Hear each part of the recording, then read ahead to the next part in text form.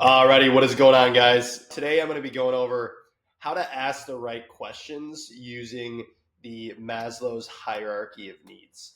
As you know, every great closer is both half psychologist, but also half strategist. They don't just know what to say, they know who they're talking to and what the person decides the way they do. So, in this guide, we're combining two frameworks. Number one, Maslow's hierarchy of needs, and then the personality psychology. So you can identify your buyer's personality type, ask better questions, and then make them feel that they're in control while you're still guiding the sale. So, for some of you guys, I'm not sure if all of you guys understand what the Maslow's hierarchy of needs is, but Maslow was basically saying every single business decision comes from the same five human motivators, which are survival, safety, belonging, self esteem, and self actualization. And the mistake that most salespeople make is they pitch growth to someone who's still operating out of fear. They don't see what this person is looking for in terms of their needs, which is a huge downfall in their discovery process. So your job is very simple, just to figure out which level that they're thinking from before you pitch anything. So step number one is you have to actually identify the personality types in B2B. And you got to figure out why they buy. But first, once you figure out what type of person they are, you're going to understand their types of needs. So a type A personality is going to be a driver. They're fast, competitive, results oriented.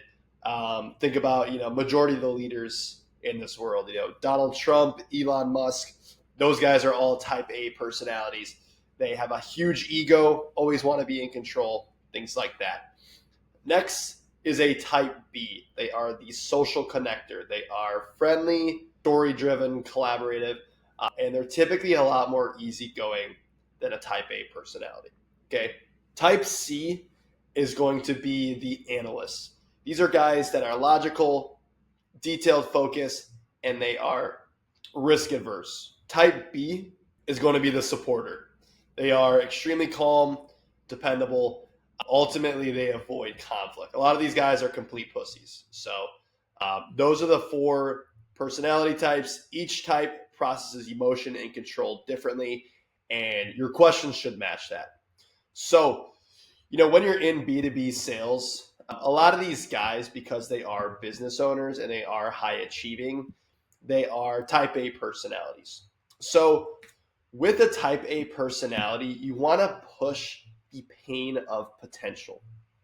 Type A buyers, they are driven founders, executives, and top producers who appear confident and bulletproof. But, beneath the confidence, every single person or every single type A personality, they have their needs and they have deep frustrations. They don't feel pain when they're losing. They feel pain when they're winning slowly.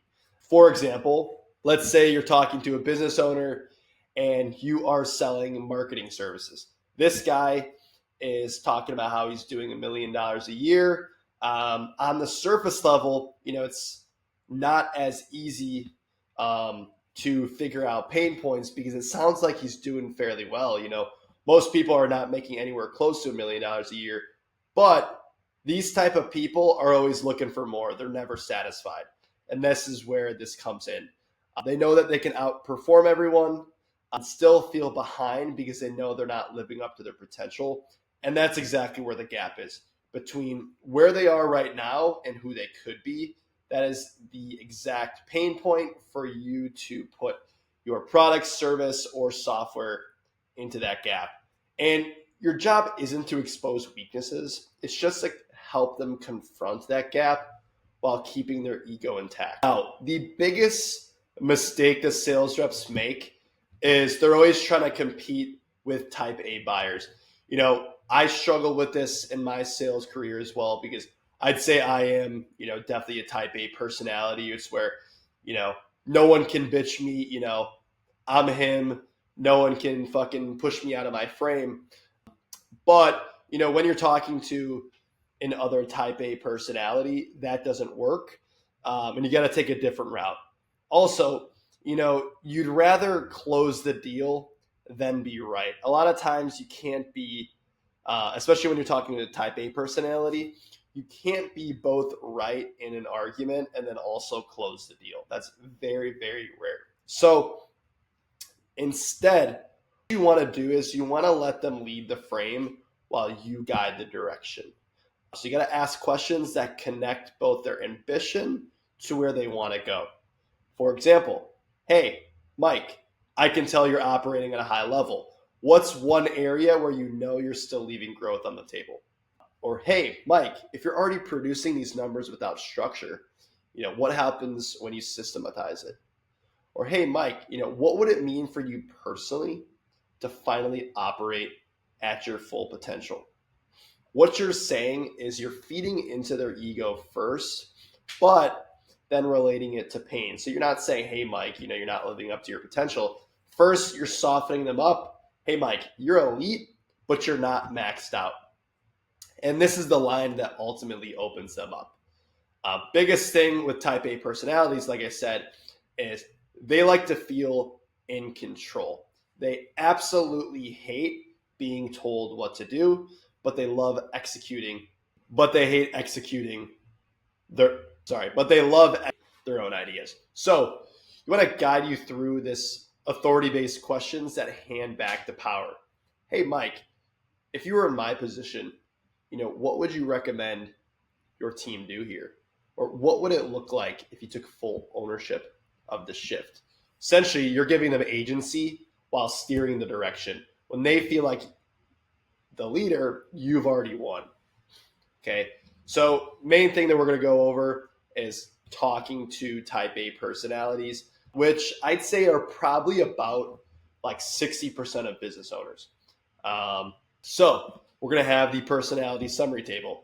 A-type person, hidden pain is falling short of own potential. What they crave is control and progress. How to approach it is to ask identity-based questions to linking growth to self-respect. For a B-type personality, these are the social people. They lack connection. They are craving recognition and belonging. And how you approach this is building rapport and paint the emotional payoff for this. Okay. The C-type personality, these are the analysts. They're logical thinkers. Hidden pain is always going to be uncertainty. What they crave is clarity and proof. So how to approach that is you're going to use logic, process, and data.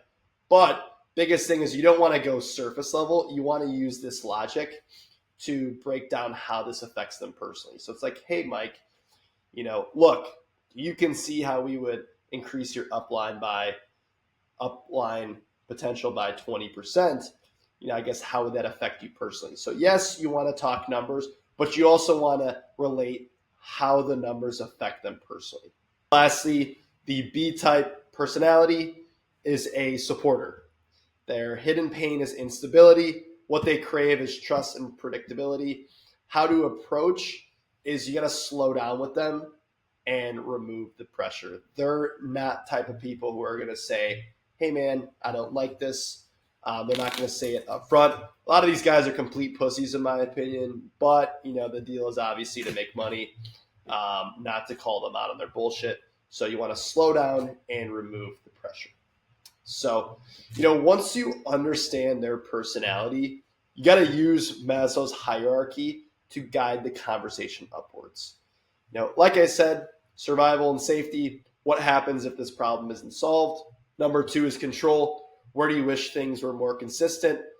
Belonging. Who on your team will be most excited or resistant? Esteem. If this works, who notices it first? And then growth. What kind of leader do you want to be known as? Every question you ask lifts them one level higher, from starting at fear to ultimately vision. So, just last thoughts. Obviously, as you guys know, sales isn't about pressure. It's about guided self-discovery.